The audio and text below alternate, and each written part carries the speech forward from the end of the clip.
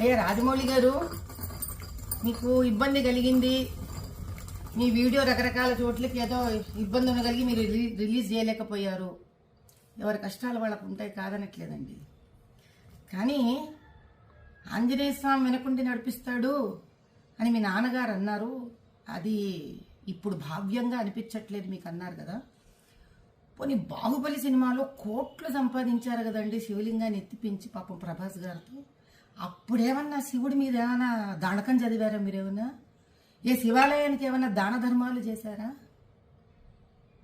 ఆ రోజు చేసింది లేదు, ఈ రోజు తిట్టుకోవడం ఎందుకండి ఆంజనేయ స్వామిని చెప్పండి.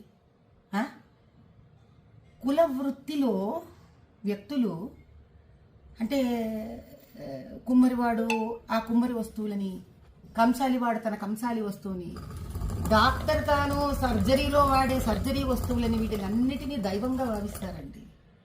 భగవంతుడు డబ్బు సంపాదనకి వాడుకోండి, కాదనట్లేదు. కనీసం డబ్బు సంపాదనకి ఉపయోగపడ్డాడు భగవంతుడు అని ఆయన పట్ల ఒక గౌరవం ఉంచడం మీలాంటి వాళ్ళకి, మాలాంటి వాళ్ళకి, మనందరికీ సామాజిక స్ఫూర్తిగా ఉండాలి.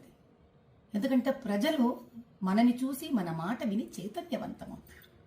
అంత బేలలాగా మీరు ఎవరో ఏదో షాట్లు మీకు కొట్టేశారు కాబట్టి మీకు ఆంజనేయ స్వామి వెనక లేడని మీరు భావించడం, ఆ తర్వాత వెంటనే సమస్య తీరిపోగానే చిన్నపిల్లలాగా వేసేసుకోవడం, ఇంకా నిలకడెక్కడుంది రాజమౌళి గారు మీ అంత పెద్ద మనిషికి కూడా?